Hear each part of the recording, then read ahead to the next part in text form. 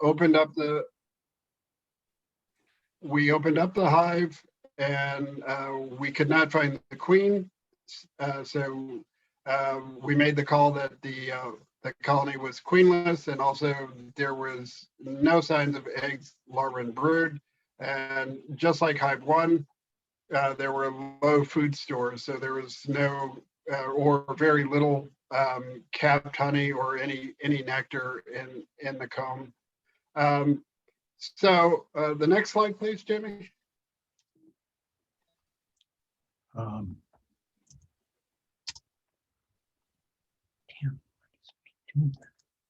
we go.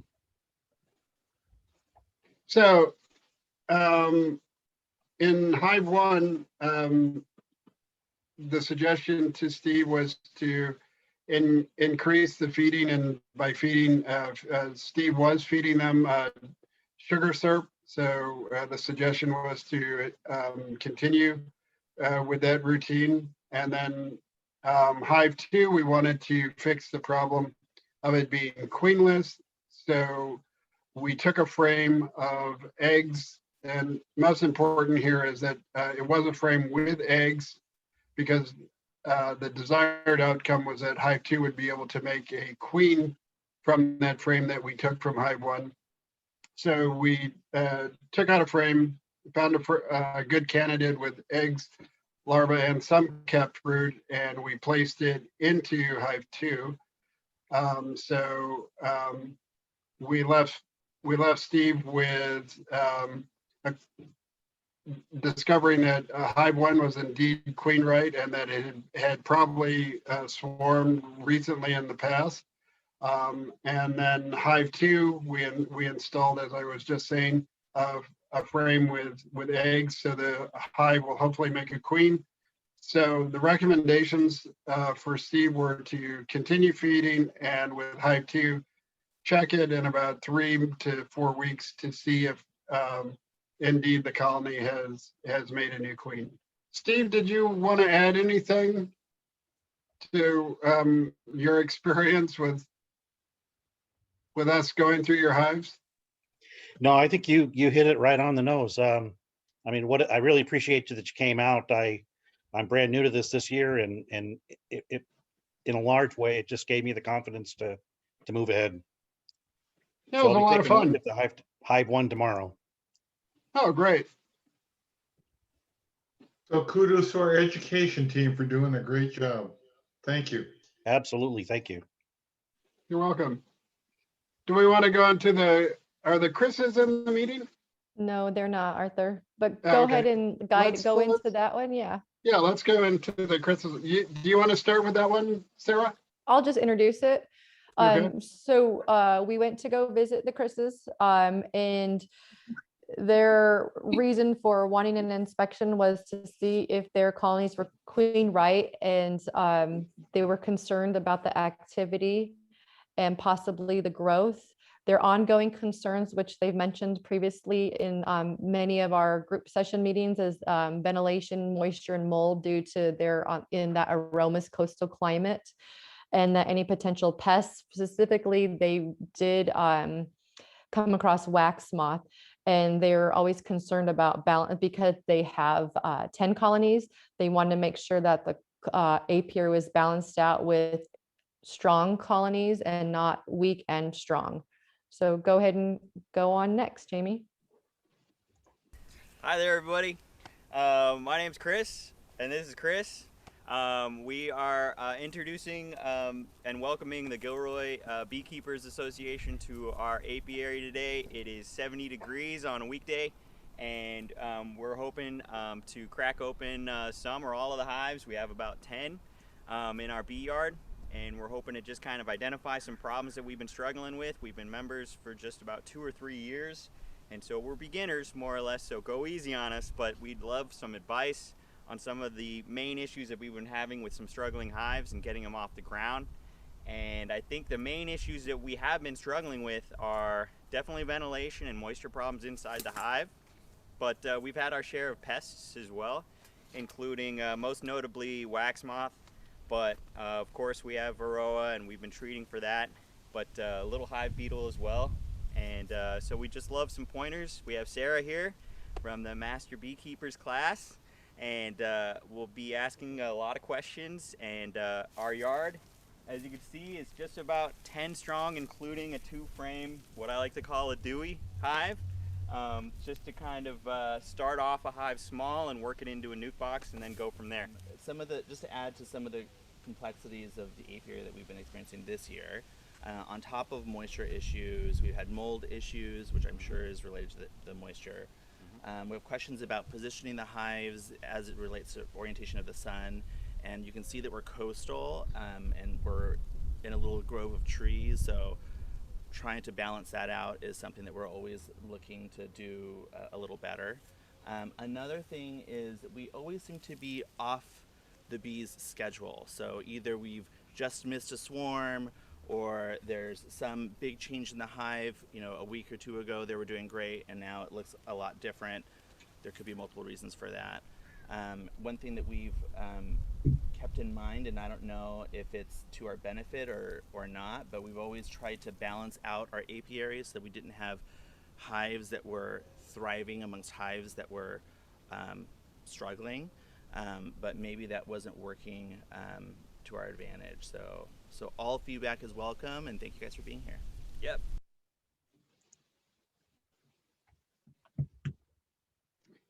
So we actually ended up going through all 11 hives that they had. And so the most noticeable thing that we came across immediately was that their bees were hungry. Most of their hives had little to no food stores inside the hive. So that the lack of food resources for the bees contributes greatly to obviously the lack of growth, and then without the lack of growth, the bees can't maintain the proper internal climate, and without doing that, again, that circles back around to restricting the growth, which could also segue into issues with the queen. And also, they were saying that they've had in the past some issues with wax moths. What we did see as far as wax moths was very, very mild. But again, that is directly related to the lack of bees, more so than just an infestation of wax moths. Again, they brought it up a couple of times that they've always, because of where they're located, they've always had issues with mold inside the hive. But again, I really think that that's just the strength of the colony. We did actually several things. Can you go to the next one, please, Jamie? So a couple of the hives were really, really weak. They had one hive had a lane worker, and one hive had declined to maybe a small cluster between 2 frames. Maybe I'm just guessing, maybe about 1,000 to 1,500 at the most, and that's bees. So the queen still looked like she was in pretty good shape. They were in desperate need of some food. So we took that queen along with the bees and we put that into a small 2-frame mating nuke. And then Chris and I put a feeder on top of that. Meanwhile, Sarah was inspecting some other hives and she discovered that one of the colonies had chalk brood. So chalk brood is obviously something that no one wants in their apiary. So our advice to them, which we ended up acting on, was to just remove that colony entirely. So we removed that colony, and then a couple of the other weak hives that they were dealing with, we married those with, we did a newspaper method of marrying the weaker colonies with the stronger colonies. And then we talked to the guys about installing top feeders, because they were doing some open feeding, but again, there was very little, if any, food in the hive. So we suggested strongly that they feed the hives directly. So we set up some mason jars and drilled a hole in the lid and put on some top feeders. And the guy said that they would continue to do that. So again, our recommendation was just feed until they see the population kind of turn around, and then go back in and inspect those hives in about 3 to 4 weeks to see if indeed by a result of continuously feeding the bees, if they get a boost in the growth rate. I can't really remember anything else that we talked about. They had, other than that, they had a really nice looking setting. It got some partial shade in the afternoon and direct sun in the morning. So I didn't see any issues there as far as like the location of the hives. They did have one, or I'm sorry, they had 2 hives that were set up on a table, and the actual top of the table got really hot. So we also had talked about changing out that as a hive stand, just because of how hot the table was getting in the sun. But yeah, I think if they continue to feed the bees, then they'll probably recover in the next month or so. Next, Jamie. Question on that Go one? ahead. Yeah, go ahead. Art, how do you effectively remove the chalk brood colony? Oh, you just basically break the colony down and remove it from its spot. So so it was next. They had 2 hives side by side, and so if you're facing the hive on the right hand side had the chalk brood that Sarah discovered, and then we just completely took the hive away. Because we didn't want to run the risk of marrying that colony after she had found the chalk brood. So would you act like you were collecting the honey and blow off the bees and then just clean up the whole mess? No, we just tilted the box on its side and put it in another location, Okay. away from the hives. Normally, if it's a stronger colony, they can take care of the chalk brood on their own with having good, but it requires good, a healthy colony and good food stores to clean it up. Picture like if you're sick and you replenish your fluids by taking Pedialyte and chicken soup and re-nourishing yourself. But at that point, the colonies were so small and so weak and didn't have any food sources. They were already on the verge of collapse. So it didn't make sense to marry the colony with a fungus in it already, or and because the colonies were too weak. So it just wasn't a good situation. Thanks. Next, Jamie. Oh, so that kind of leads us back to what we for the 2 visits that we've done. One of the issues that we've seen, and I've seen it in my own apiary, is especially right now with the drought and this week with the heat, the bees are definitely going to need food. So if you don't have food stores, a minimum of at least 20% in your hive. So 20% would be if you're running 10 frame equipment, you have on the outside of where the brood is, if you should have at least 2 frames completely covered with food, because that's the minimum that the colony will need. If you don't notice any pollen when you're inspecting, any stored pollen in your frames, then it's a great idea to start feeding them pollen substitute. The other thing that I'd recommend is to avoid any issues down the road with hive beetles. As Sarah was saying, cut the pollen patties. If you're buying pre-made pollen patties, cut those into 2-inch by 2-inch squares and put those in, and then the bees will consume those pretty fast. And to Jay- clarify, Arthur, we don't mean cut the whole patty into 2-inch squares and spread it around the thing. Just feed them 2 by 2 at one at a time. Right.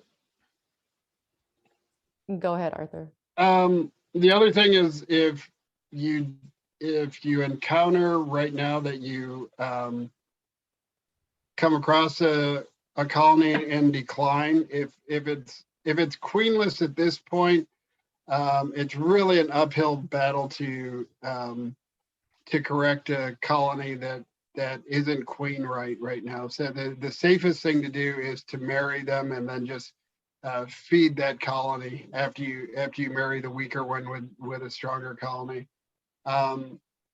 And almost immediately, like if you feed today, when you go out the next day and you look at the traffic, you'll see the difference almost immediately of how much the feeding of sugar syrup will influence the amount of foragers leaving the hive. It really gives them a boost. And at this time for the month of June and going into July, everyone should still see their hives increasing in population. But in order to do that, they need to be fed. There's no way, in my opinion, this summer that the bees are going to continue to grow without supplemental feeding. So yeah, feed. So if anyone has any questions on feeding now, I'd be happy to answer them. Can I pop in there? This is Andrew. Hi, Andrew. Hey, so I'm still working with that one colony that I caught. It appears that I still do have the queen, because I do have activity coming in and out. Activity did stop for a little bit from coming in and out. As you used to see a lot more, and then just today I put more sugar supplement on top, and I have the other supplement, pollen supplement, on top too. I made a little 2 Dixie cups, put a hole in it, and then filled it up full of pollen and sprinkled some on the top, and they seem to be eating it. Okay. Take it in. So I got both of them out there. My only concern is I don't see the panels on the ends filling up with anything. There's like 1 or 2 bees on it, but the middle ones, I see a big white cap, but I haven't pulled them apart because they're stuck and I don't want to hurt it. So I'm not sure exactly what to do. So I might need some help with that. So are you running 8-frame or 10-frame equipment, Andrew? 10 frame. 10 frames. So how many frames of bees do you have in the colony? I just opened it up last night just for a quick peek. I didn't pull any frames out, so I really don't know. But it looks like maybe 5 or 6 or 7 frames that are pretty solid, and the outside ones, 2 on each side, doesn't seem to be having any activity, but the middle ones have a lot of activity in them. Okay, and then so the outside of that, going in, counting from the outside, so like on frame 3, either from the left or from the right, do you see any food stored on that frame? And that's one thing, I don't know what I'm looking for. That's I've been online trying to find out what to look for. Oh, okay. I don't know what I see. A white cap, looks like a wasp comb on it, type of thing. But I don't know what else to look for. I don't know what the little inside of it's supposed to look like. I don't know what pollen's supposed to look like. I see them going in fat with pollen. Some of the bees have real fat thighs going in with yellow pollen, but other than that, I don't know how to look for anything else inside. Okay. Jamie, do you happen to have that image Yeah, looking down on the frames? Not handy. I'd have to dig around for it. It'd take me a few minutes. Oh, okay. Andrew, I've got an image that I'd be happy to share with you, but it shows it's a picture taken with the lid off of the hive and looking down into the hive, and you can see where there's capped honey on the frames. So that's what you should see. But as I say, a picture speaks 1,000 words. So hopefully we can find the picture and share it with you. I mean, I'm 4 feet from my hive right now. I'm out back with it, just kicking back in the backyard. I could open it up and tell you what I'm looking at. So if you open it up, basically what I'm saying, like in the dead center, you should not really see any open cells. So most of those cells at the very top should be capped with either food, or if it's in the middle, even a mix of food and brood. 6, 7, 8, 9. I got 9 frames that look like it's capped on from left to right. And then the other frames don't have anything on them. They're not really capped yet. The outside ones you're speaking of, Yeah. right? So Okay. if I'm looking at it straight in Mhm. from right to left, those 7, 8 frames that I just called out, both sides look like they have activity on them.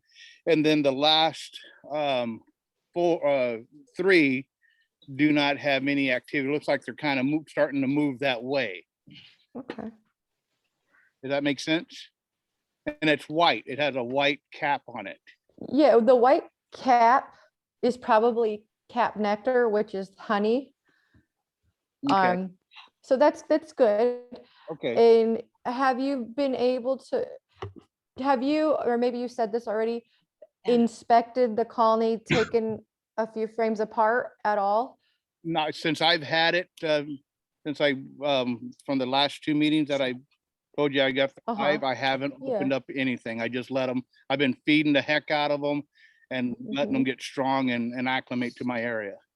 Okay, which is great. And your concern is you don't feel like you're seeing as much activity as you did before. Yeah, because before I saw they were bearding on the outside, and so we got a pretty hot day here in Hollister. So I opened up the end of it with a little 1/2-inch stick. My brother-in-law, who's a beekeeper, came over. He's like, you don't want to do that, you know? And I said, okay, don't close it now, because that's how they're going in and out. He goes, wait till it's dark and then they're in bed and then close it back up. He goes, you're going to confuse them. So I closed it back up and I didn't do that. I just thought they were getting too hot in there because I saw them bearding on the outside of their opening. I was like, oh shoot, something's wrong. And I didn't know. And I looked it up that they were just hot and they were trying to cool it off. Yeah, and you don't have, and they'll take care of it. That's where it's important to have a water source for them nearby, because they'll go and get that water and that will help them create that air conditioning. They will naturally. Probably on Thursday, if you're in Hollister, right? Yes. If Hollister gets as hot as it's going to get over here, all of you will see probably a good half of your colony outside the hive, because it's going to be that hot. But so let me ask you, beekeeping is completely new to you, right? Yes. Other than going with my brother-in-law, other than me doing it myself, I don't know what I'm looking at yet. Yeah. Okay. So go ahead, Arthur. No, I was just going to say, Andrew, did you say you saw bearding on your box today? Not today. I saw it. When was Michael here, Sandra? A few weeks ago when it was really hot here. They were out and they were just all in the front. They were hanging out. They weren't leaving. They were still coming and going. And then when it cooled off, then they went inside. And I opened up the lid of the hive, and that way I can get some flow of air in there to them. Because I was concerned they were getting too hot. Do you see the image that Jamie put on the screen? I do. So that's basically what a perfect case brood frame would look like, where you have the honey at the top and then the pollen, so that you sort of have this arc of honey that cascades into pollen and then into eggs, larvae, and brood at all stages. Okay. So that's what you should be looking for. All right. Well, and where you see the white caps, so you see that picture of the honey in there, and it's darker. Yes. That fresh capped nectar, which is now honey for you, is going to be that bright white that you see, Okay, which so that's looks like what fresh in the comb. top. I just haven't spread, I Yeah. haven't wanted to open them up because they were pretty locked in tight and I didn't want to break anything or hurt anybody or anything like that. So I didn't want to touch it because I don't know what I'm doing yet. So I don't want to experiment on the behalf of my colony. I don't want to hurt them. So, So I I- would invite, go ahead, Arthur.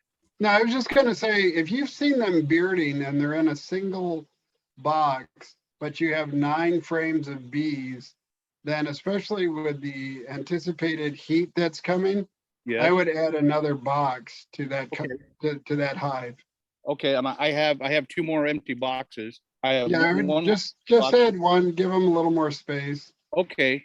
All right. I wasn't sure about that. And then put all new frames in them, or all of them are 10 or just half of it? No, all of them. No, put them in. Yeah.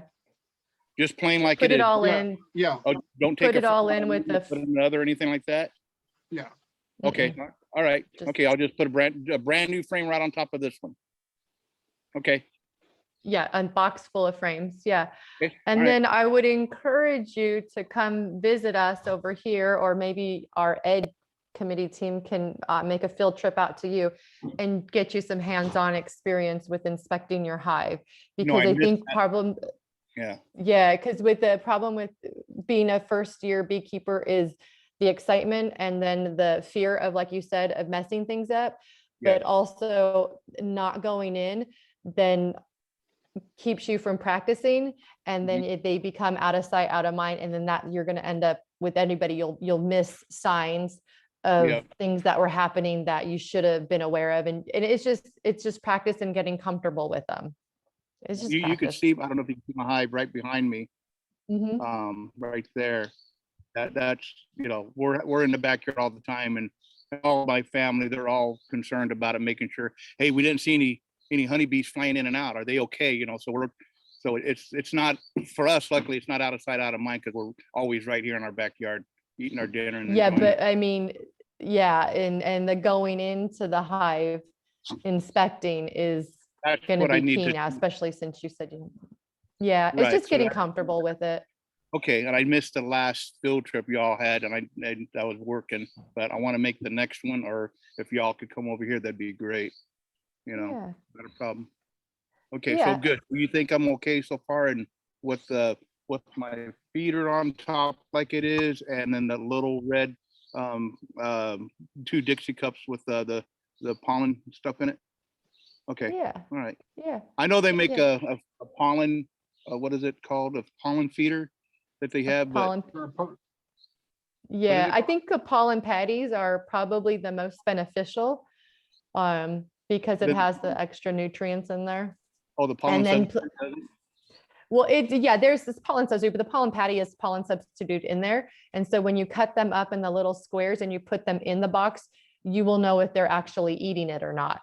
Because Oh, I see. the open feeder ones, anybody can help themselves to, right? Unless you have it in your Oh, that's box right. and enclosed, like Arthur does on his feeding. Oh, He has a completely empty box on top of his to protect also so the wind. But in that case too, you don't put the lid on it though, right, Arthur? You just have the box around it. Yeah, and some of them, I'll put if I have a lid, I'll put a lid on top of it. That's why he doesn't have a lid. Okay, all right. Okay, good, All right. good. So I'll make, Yeah, send you your have number to Randy and he'll pass it on to us. okay, yeah, and Randy. That way we can I'll- be in touch with you. Okay, Yeah. I'll send it again, but make sure he Thanks has for it. passing Appreciate that it. along. Yeah. That's great. Thanks, Randall. Yeah. You're welcome. All right. Good. So basically wrapping up our inspections is that what we're noticing is again, the feeding, the lack of food stores, meaning like there's no food on the frames. We're not even seeing pollen packed in any of the cells. We're not even seeing nectar in the cells. So that was actually kind of shocking and a realistic intake because we were made aware of this possibility in the earlier year from Marin Beekeepers Association, maybe Yes. one of those. And they were predicting this already because of the drought and because of the fires, that we were going to have a dearth happening sooner than later. And so we're actually seeing it firsthand now. So we can't stress enough the importance of feeding. And now is not the time to be a hands-off beekeeper. Otherwise, your bees are going to be destined to go in. That's why it's important to be able to do that inspection and feel comfortable with it. So you can see, do you have any food sources? Because your colony can get weak. I always think, think of bees like people. If you don't have food and you're not taking care of yourself, you can only go full force for so long before you just don't have the energy anymore. And if you don't have the energy anymore, you can't even go outside to the grocery store, right? You just don't have that strength. And so the bees don't even have the strength to go outside and forage anymore. And if they have no food, they will ultimately starve to death. So it's like a cycle where then they can't fight off any disease, and then they become susceptible for pests to come in and invade. And that's where the wax moth come in. And in this case, hive beetles won't even come to you because you don't even have any food for them to take. Ants won't come to you because there's no food for them to take, but wax moth will come in and take over.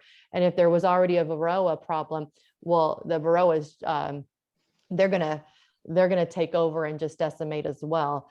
So what we need is for you guys to be really actively feeding. And that sugar water ratio, normally we'd be at a 1-to-1 ratio, but we're doing a 2-to-1 right now. And that's because you need to pump them up with that carbohydrate so they get that strength to go out and forage and to build up their wax and to feed that queen. So if you have a queen and you don't have food stores, nobody's healthy. That queen is no longer going to be healthy as well. Even though she's optimally mated, she's going to decline also because everyone's starving. Okay. And we can't stress enough right now, and especially with this heat coming up, they're going to need extra sugar water to even have that wing movement to keep them cool for that air conditioning and that bearding, which is going to be necessary Thursday especially. Sarah, real Is quick. everybody familiar with how to make a sugar syrup? You don't have to make it exact proportions. You could literally get 2 cups of sugar, 1 cup of water, and just keep adding those in a pot. You can boil it over water, make a simple syrup that way. Arthur has a bigger way of doing it, which I'm going to be copying with just doing it a cold method, but it takes longer to dissolve the sugar. Anything you can right now, feed up to it. You don't have to go buy special formula, stuff from Man Lake and Dayton. If you have it, that's great also, but they just need sugar water. Okay. That's what I was going to ask you, sir. I bought that 5 gallons of already pre-made syrup. Is that okay? Mm-hmm. Okay, so I don't have to Yeah, go. yeah. more than that? You're gonna probably need to make more eventually, but just feed them what you have right now. And I bet you might be surprised at how fast they're gonna down it right now. Okay. And I have a baby pool, a little feeder of water, and a bird feeder of water. So, but what I was going to ask you, some of my bees were floating in the water, almost dead, and I pulled them out. How did that happen? Bees, Yeah. Bees can't swim. you need to put something, rocks or something, to prevent the bees from drowning. Yeah. Yeah. And Sarah, Wait a minute, when I go out in my bird feeder, I see the bees doing the backstroke because they've got themselves in the water. So I try to direct them towards the edge. But I also go out and find that there's a few of them that are drowned. So Yeah. you Hey, try Sarah, to watch them. I'm sorry, Jeff, Sarah, did you guys have a question? Or were we just rearranging on the sofa? I have a question on the syrup. Would it be beneficial to add like any kind of supplement to your sugar water, like Pro Health or anything like that? You can. Yeah, you can, but on a lot of those supplements, the jury's out as to whether or not it's beneficial, but you can try it. But I mean, you have it, so use it. yeah, Yep. Okay. And then Venkat, you had something? you're muted. You're muted. One day you Sorry. won't hear that anymore. Yeah, no, yeah. So, Arthur, I haven't inspected my hive yet. So I'm a little scared to do it alone. But I see good traffic. I've been feeding them. I think probably I need to put a brood box over it. My new box is coming tomorrow. I'll have it ready. If you can help me do the first inspection, that'll be helpful. Okay. Yes, we can. Yes, we can.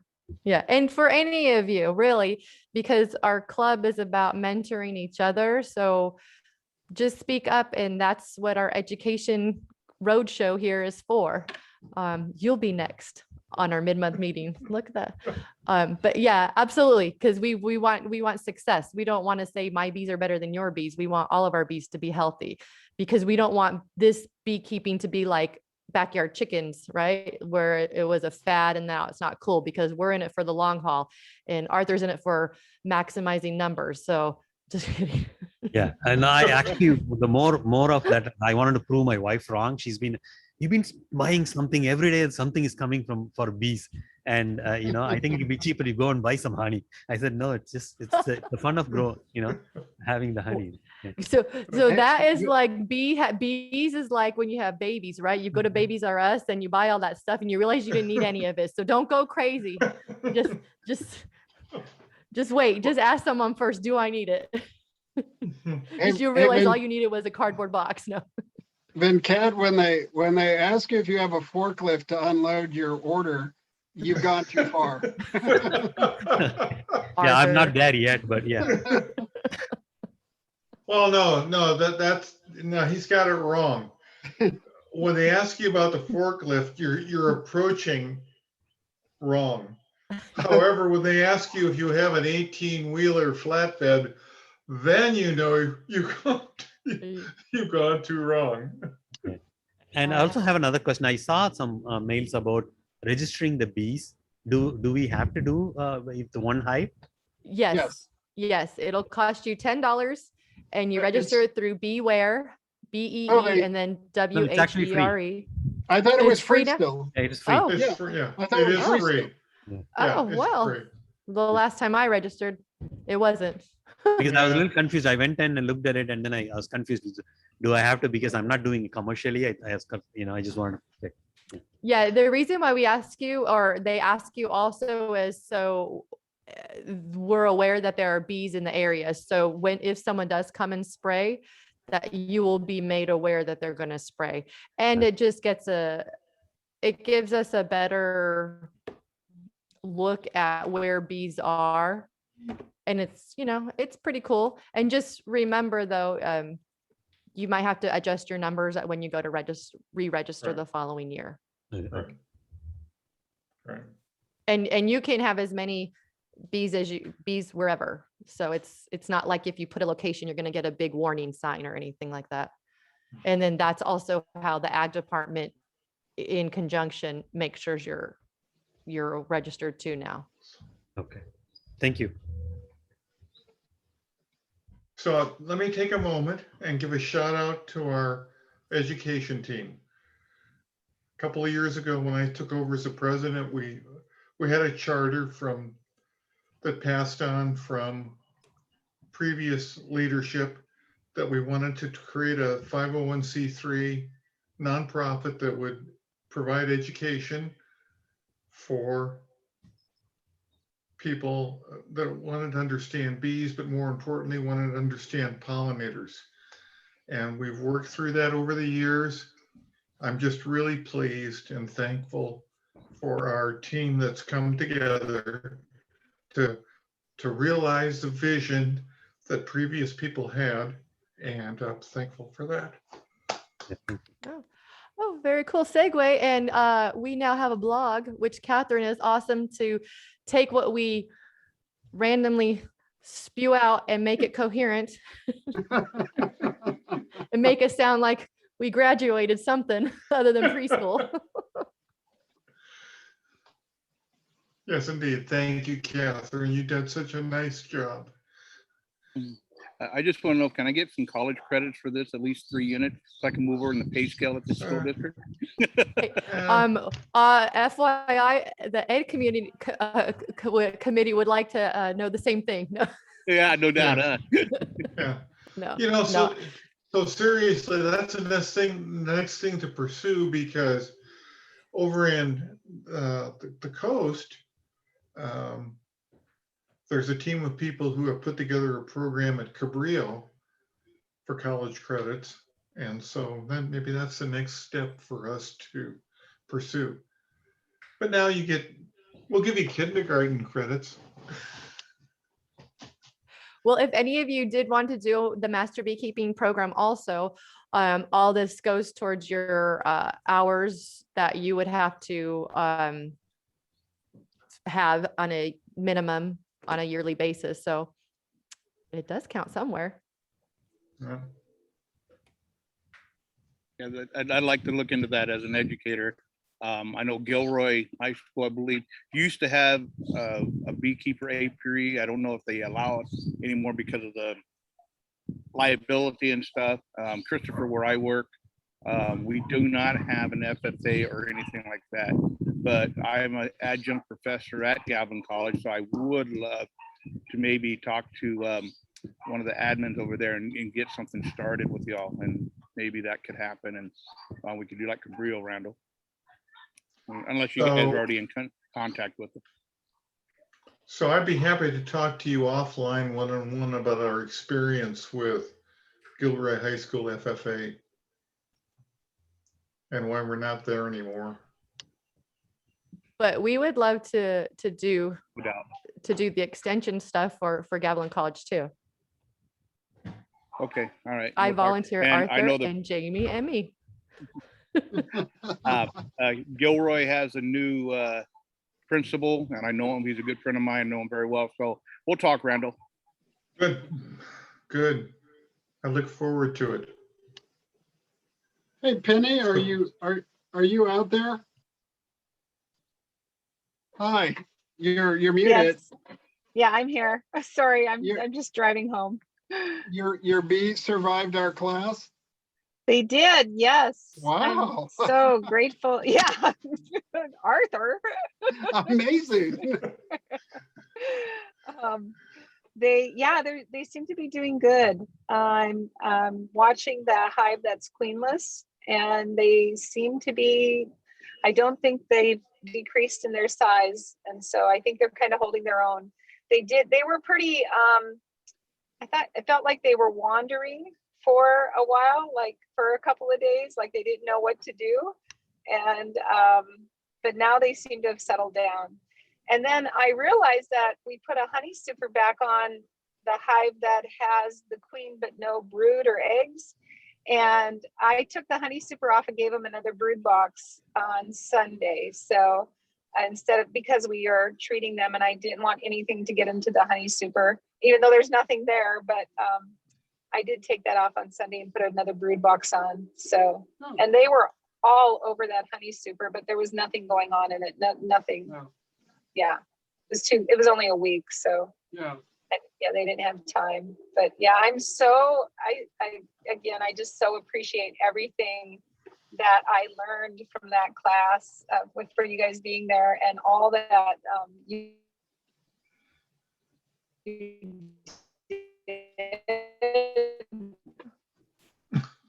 We lost you, or at least I did.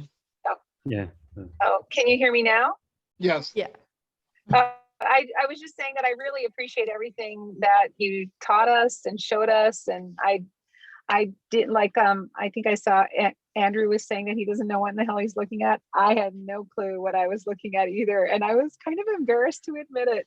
And now I'm okay, like I didn't know what the heck to look for, and so and I still am not sure I do, but we did mark the queens, so I know how to find them now. So Good. yeah, it'll be interesting to look at the hives in like 30 days or 40 days when I take out the app of our thingies, just to see how they're doing. Yeah. Okay. Yeah. So how about here's a fun exercise, okay? We always laughingly say that you get any number of beekeepers together, you get an equal number of opinions. So I want Plus opinions. extra. Plus extras. So I want opinions. Let me tell you a story about the bees down at the Rancho Cielo school. And there's a common thread here. The common thread is that there have been swarms and the bees have spent prolonged amounts of attention just staying where they swarm to.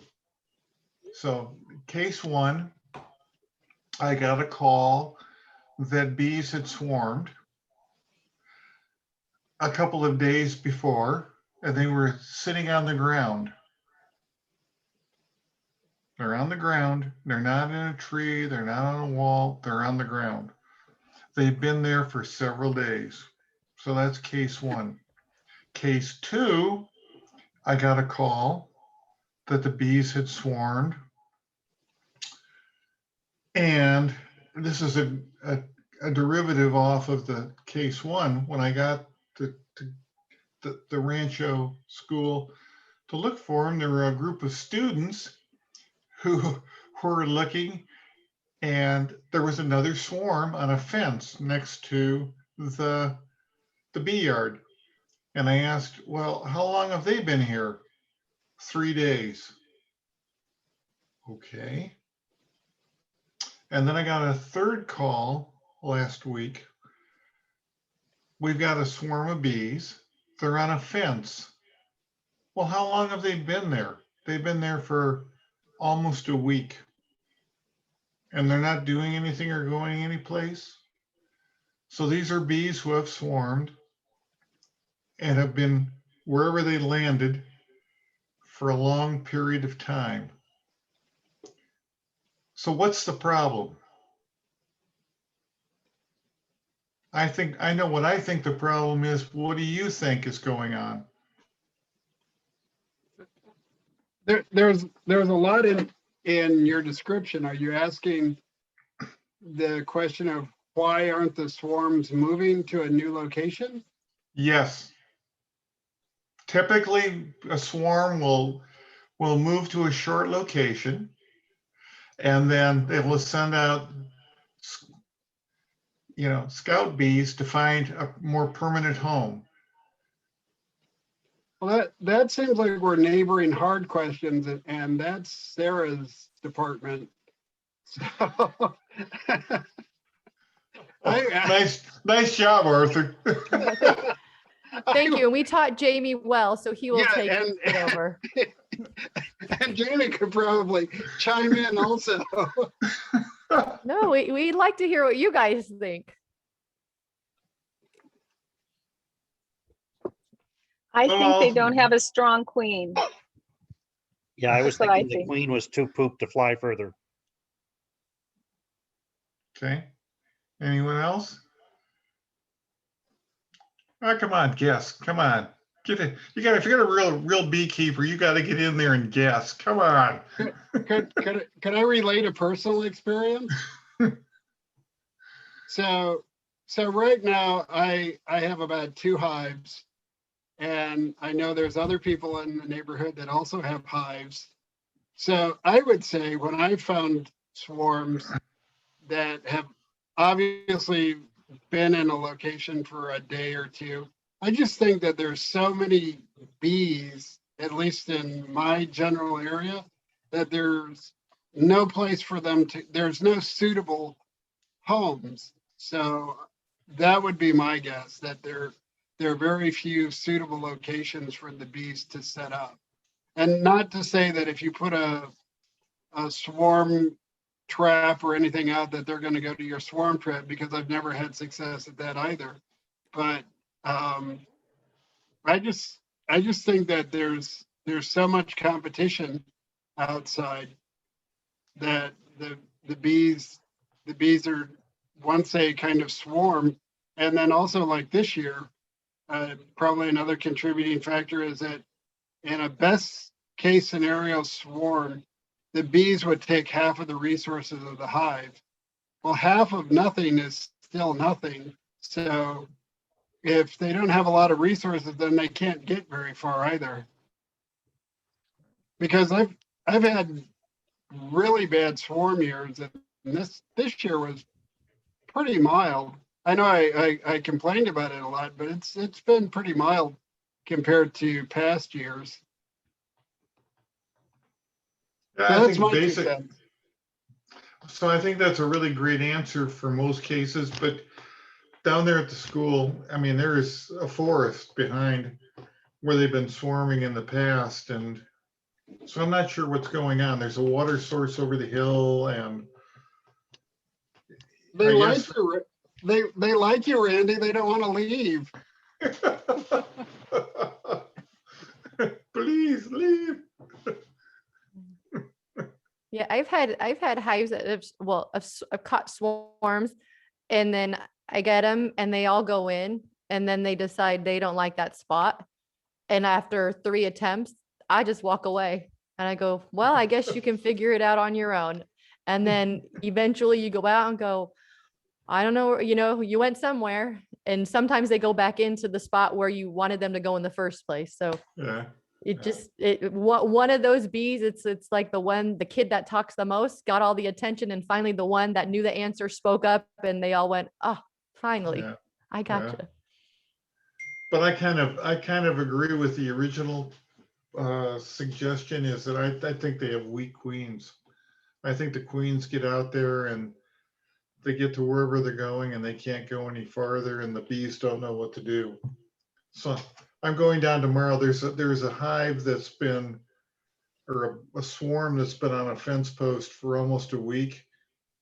So I'm going to go down tomorrow because I've got to do another swarm that I caught this morning, and at the same time I'm going to take a box and try to catch this other swarm that's been on this fence post. But I just think when you see these swarms that hang out on the initial spot that they go to, that they don't have a good queen. Either the queen is too weak, or they have no queen at all, and they're there and they don't know what to do. Randy, have you been able to find the queen in any of those situations? And kind of, No, in fact, the first batch that was a swarm on the ground.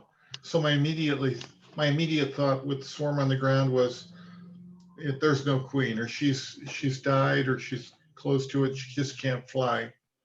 So I collected all the bees, put them in, and sure enough, there was, it ended up there was a laying worker, putting out spotty drones. So I felt like I was right about that one. Number 2, the jury's still out on that one. Number 3, that I caught today, I think that has the best chance of success because it was a nice cluster close to the ground. I got them all into a box. I think that's the best chance of surviving. And then tomorrow, the one I'm going to take off the fence, I have little or no hope that that's going to do anything. I may, if I can find a queen someplace, I may try to save that hive, but I think the queen is probably a goner. So How long does it take to order a queen and have it delivered? Do y'all know? depends on where you go to. I heard, go ahead. I'm sorry, go ahead. No, Oliveras just recently sent out an email saying that they have availability. So if you pay for shipping, you could have a queen within 2 days. Also, I know that Wings of Nature, Eden Wing up in the Santa Cruz Mountains is selling queens. So if you wanted to, you're willing to drive up to his place and get a queen, he's a reputable seller. Okay. Well, what Arthur was telling me to do, to put another box on top of my bees.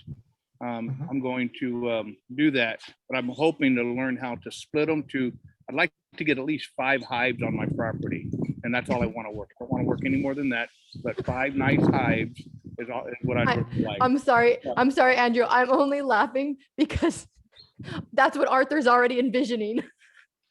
He never Oh. can split into 2. He sees 10. Oh, So He's like, you got "Okay, your go." you got the right person that will gladly split them. Okay. Your Oh, only okay. problem is that you will run out of equipment before he's done. Yeah. Watch out. Like I It's said, five. my It's brother-in-law- 5. It's 5 today, 50 tomorrow. Oh Lord. Oh, that's funny. Arthur, how many do you have? 2. You have 2? Liar, liar, Two. pants on fire. Okay. No, it's funny. I told you about my brother-in-law. He's up in Yuba City. I hundreds or whatever, 1,000. I can't remember. He has them in Nevada all the way to the Central Valley. He won't give me one. I can't. I begged him for the 2 boxes I got from only because they were broken. He's such a tight. He's like, you got to learn on your own. It's like, okay. So. Well, what's his phone number so we can check out your? I know. Michael Rosso up in Yuba City. Rosso Bakery. All right, you guys, we're running to the end of our meeting now. Does anyone else have any concerns or some questions that's more immediate that other than that can't wait for our next meeting? Yes, Sandy. I'd like to make sure that everybody We is run our- aware. Hold on make one sure- sec. Hold on 1 second, Rachel. Go ahead, Sandy. I just wanted to make sure that everybody is aware of something that we're looking at doing from a society, from a guild, and that is that we've got 2 people looking at being involved with the county fairs. One is the Santa Cruz, and the other one is over in the San Juan Bautista. And it's very interesting because I know a lot of you say, well, I'm just a beginner, I don't know anything. But when you come out to that fair, you know 10 times more than the people that are on the other side of the table. And they will come up and they will ask questions. And it's just a wonderful experience of being able to share what's going on with the bees. And so as we get closer to time, I hope all of you will consider volunteering for a couple of hours during that fair. I know some of you still have 8 to 5 jobs or 8 to jobs, and you might not be able to participate, but if you are able to participate, please put that on your schedule, and I think you will find it very rewarding. Randy and Catherine and with the website will keep you informed. I understand the consideration with COVID. Some of them, the Santa Clara Fair was going to be a drive-through, and if you can imagine a drive-through bee thing, I can't, but anyway, just kind of keep that in your back of your mind in terms of being a volunteer at the fair. Thank you. Thank you. Rachel? Go ahead, Mike. Yeah, so we got Oh. our, can you hear me? Yeah. Yes. We got our bees 2 weeks ago. We got 2 nukes donated to us. We're the family Ulster that's doing a 4-H project. And so we got 2 nukes. We set them up and moved everything over to our hive. We are feeding them sugar water or syrup continuously from I can't remember what it's called. A Boardman feeder, because he's the boss. I do the talking, he's the boss. A Boardman feeder.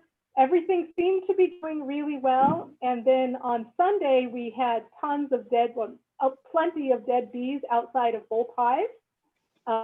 So and plenty of fighting bees also. They were doing their little sumo wrestling thing. So we down the entryway so only one bee could get in and out at a time to slow things down. Called the lady that had donated the nukes to us, and she made some suggestions that we followed. We removed the feeder and put it inside, like on, you want to? In an empty, we put an empty top and put the feeder on the lid and then covered it that way. Yep. And Scott made a new base that had ventilation and had a smaller entryway. No, the bottom, I made ventilated bottom to give them some air. Did the entry with a robber screen, I guess, so they have to go out. And so far, when I went out and looked, it looked much better to me. I was not seeing dead bees or fighting bees. For you? Have So- you so I gone think we're in? good. Have you gone into your hive at all to inspect, to see if in fact your colony is still there? Because you can, if they got robbed out and you see bees going in and out, they could in fact just be stealing any resources that were in there, and evidence of that would be the cells look chewed through, and you will see shavings all over. So you might want to just go in and just take a look and see if everyone seems normal. Because if they did in fact get robbed out, there can be the appearance that your bees are still there, but they're just the other feral bees or whoever's bees coming in and just stealing whatever else they have. Not to sound like a Debbie Downer. When we picked up the frames, it's okay. When we picked the boxes up, we didn't open them when we put the new bottoms, the ventilated bottoms, but we did not see shavings or much on the bottom. Would we have if our Well, bees speaking of, did gone? it feel really light, or did it feel like there was some weight to it too? Because Arthur will tell you that's a good way to check for a colony in there too. It was heavy. Okay. No, it had weight to it. And Okay, that's you could tell there was a lot of buzzing going. okay. That's good. That's a good sign. But the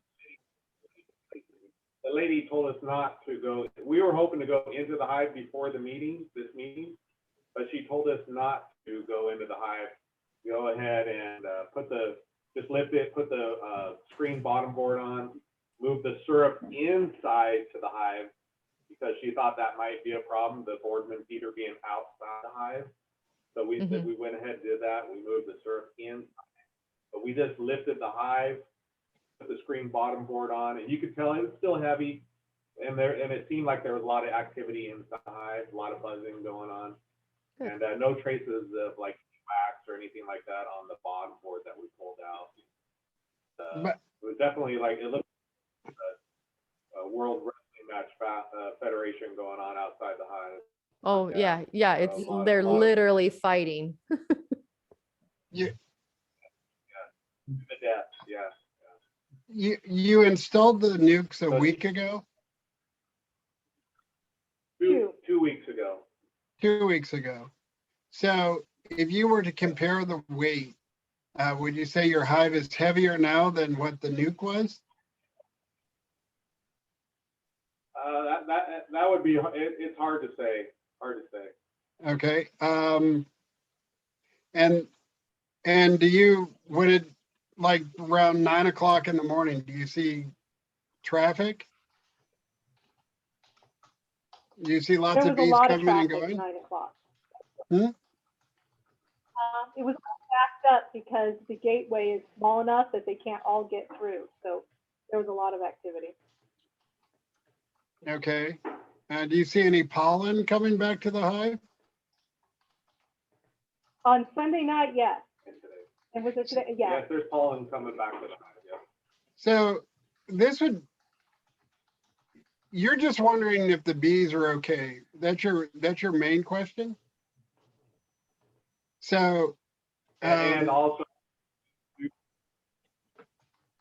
I'm sorry, I couldn't hear you. does this robber screen thing, is that effective then? Prevent robber bees from coming in? The robber screen? It can help, yes. A wet sheet over the hive would also help for the robber bee. Yeah, I mean, that's a more extreme case, but the rubber screen should help, but my suggestion would be, since they've been in there for 2 weeks, you don't have to go through each and every frame, but if you just take the lid off and look down and kind of, without really moving the frames, just look down and take a look at what you see. You can, if you snap a picture from looking down onto the frames, and if you have any questions, just shoot us a picture and then we'll be happy to send you some ideas. But the one thing that's problematic with the Boardman feeders is that they will dispense a lot of food at one time. So if you've got a good population, the bees will drain that Boardman feeder within a day or so, because there's lots of perforations on the bottom. So again, I would just pull the lid off, look at the top of it and see what you know, send us a picture of what you see, and then we could kind of give you a better, or at least I could give you a better idea of what you might be up against. If you find lots of food when you look down, it wouldn't hurt to back off on feeding for a week or two. Even with the heat coming? Yeah, I mean, don't eliminate a water source, but you could eliminate the feeding for a while. Again, if you see a lot of food in the hive. We've been going through a jar of feed every 2 days or so. So they are pulling Oh, yeah, in. yeah. Stop feeding them immediately. Stop feeding them, because they're probably filling everything with the food that you're giving them. Because as long as you're offering it, they'll take it down. But what can happen is that will then eliminate space for the queen to lay in. So just like I said, just stop feeding them for a week or two and see if the activity starts to pick back up again. Yeah, if you put on that, if you put on that many Boardman feeders, then they have ample food, I would imagine. All right. And then Penny, we'll get to you in a second, but Mike and John, you had something also? Yeah, 2 questions. Can you explain what the chalk brood is, where that comes from? And Arthur, you the cold feeding method, can you explain how you do that? Sure. The Sarah, chalk brood, yeah. So the you're chalk the chalk brood expert. because I've had it too also.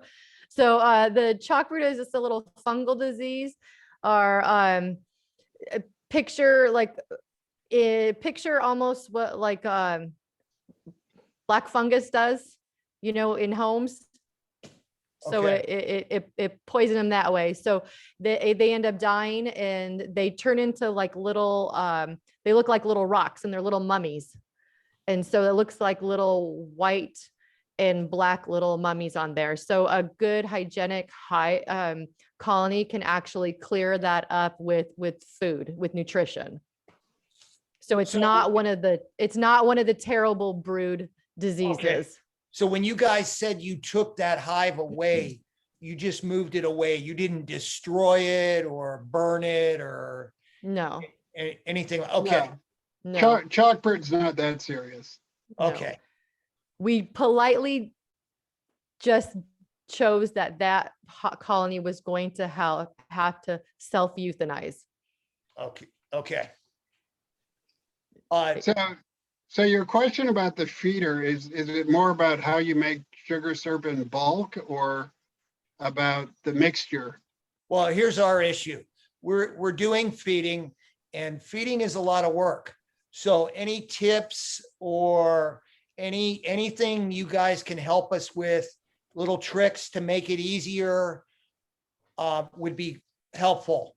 We like hot water we have access to it, but it's not as easy. Cold might be the way to go for us. Yeah, okay, I agree. That's why I'm gonna do Arthur's advice also, because it's just doing the hot way of making it just takes forever, and then it takes forever for it to cool. It's just a lot of steps. Arthur has an ongoing supply running in his honey house. So what I use is a tote. So I use a 275 gallon tote, and you put sugar in. Well, 2 hives consume a lot. You'd be surprised. So you put the sugar in, and again, it's all by weight. So it just depends on what mixture you want. I like 2 to 1 just because it tends to ferment slower than 1 to 1. But then you could do the same thing. I started doing it in a 55 gallon barrel. So basically what I would do is I would put in 5 50-pound bags of sugar into the barrel, and then just fill it up with water. And then you put a pond pump in it and you let it run. And then after it starts mixing up, there's a recipe on scientific beekeeping for this, but you can add, I forgot how many ounces it is per gallon, or yeah, but it's basically for 50 to 55 gallons, it's about 8 ounces of unscented liquid bleach that you add to the water, and that really helps. I really like the results that I've gotten. But again, go to scientificbeekeeping.com, and he's got some great recipes. All right. And Penny? Yeah, so I got my honey extracted. Thank you very much. 27 pounds of yummy honey. And I know I put the honey super on its side, like on the other side of the garden where we were at. And I noticed it was just swarmed even as soon as I put it out there. But I noticed today that something's chewing up the wax. And is that something to be concerned Your about? bees. Your bees are The bees are doing it. Cleaning Okay. it out. Okay. Yeah, they're cleaning it out. Okay. And so so take a moment when you look at those frames and you see that they're all chewed out. So FYI, that is exactly the same. That is picture a robbing situation. So you kind of created a robbing situation intentionally. So with that many bees going in there fighting for all that, that's exactly what you'll see in a robbing situation.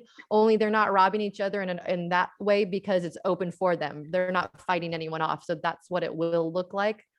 And then you'll expect to see those frames of those cells all chewed through, and you will probably see a lot of wax on the ground. And that's partially why also when I put it out there, I'll put it out there with parchment paper underneath, because that way it makes for easier cleanup, and then your hives don't get ants and stuff growing in. It just makes for an easier situation. Okay, thank you. All right. Does anyone else have any other questions for the moment? If not, we will sign off and see you soon. Just one thing real quick about the dead bees outside. So when I saw all those dead bees outside of the hive, that was them fighting invaders coming in. That's what that was? No, not necessarily, because your undertaker bees will drag out the dead bees that naturally have done their life cycle, and they'll take them out too. Okay. Or they could be doing self-removal as well. If you look on the ground under your hive, just not on your landing board, but in front also, if there is an excessive amount of dead bees, then there is something else to be concerned about. But seeing 2, 3, 5, not a big deal. No, there was like 100 of them. 100, okay. But that slowed down now. It slowed down. So I was like going, I was concerned. So yeah, that could be a concern. We are talking about. Oh, okay, good. So before we sign off, a couple of things. Number one, Jamie, you and Sarah, we're going to go down and look at a potential bee yard in the Aromas area. Oh, the 3 of us looked at it. And what not in Aromas, off Redwood Retreat Road. Go ahead, Okay. Jamie. And what was your judgment on that? You're on mute, Jamie. You're muted, Jamie. I think we all three agreed that it's definitely got potential. It's just a question of what do we as a club want to potentially do with it. It's a nice location. I mean, I think both of you agree with that, right? Mhm. So it was on Redwood Retreat Road. Yeah, it's some friends of ours property, and Okay. they have like 40 acres out there, and there's some spots that are, you know, fairly flat, that are fairly easy to get to. There's some parking. Actually, there's quite a bit of parking. So it's got potential. Good. I think we should pursue it as a good place to do classes. I love Penny's, her willingness to do that. I thought it was great. But if we got a bigger space we can go into and not infringe on her generosity, that would be great. I was hoping it would be someplace more centrally located, because I'd love to find a place where our members in Hollister and San Juan Bautista could be more embraced into the club and have a shorter distance to travel. But it's something we need to pursue. And the last thing is for our next monthly meeting, we had Zach Lamas come and talk to us about, you know, ways of working with Queens back in February. He's agreed to come back for our July meeting, and I thought he had a really interesting topic that we should look at moving forward, which was that planning your hives for winter actually starts in summer. So we're kind of in the summer season, and we need to start, even though we just come out of a mid-year maintenance class, we need to start looking forward again and figuring out what we need to be doing now to make sure we maximize our opportunities for our bees to survive going into winter. So he'll be doing that talk on July 6th. So hopefully we'll see you and a lot more people coming to that meeting. I think does anyone else have anything to comment before we close down? Then I want to thank you all for being here. Look forward to seeing you in a couple weeks. Mike and John, I'll see you tomorrow. Mike and John, I'll see you tomorrow. Yes, thank you. Mañana. Bye-bye. Thanks, everyone. Bye-bye. Closing down. Arthur, did you get my number? I got it, Andrew. I appreciate Okay. it. Thank you. 2,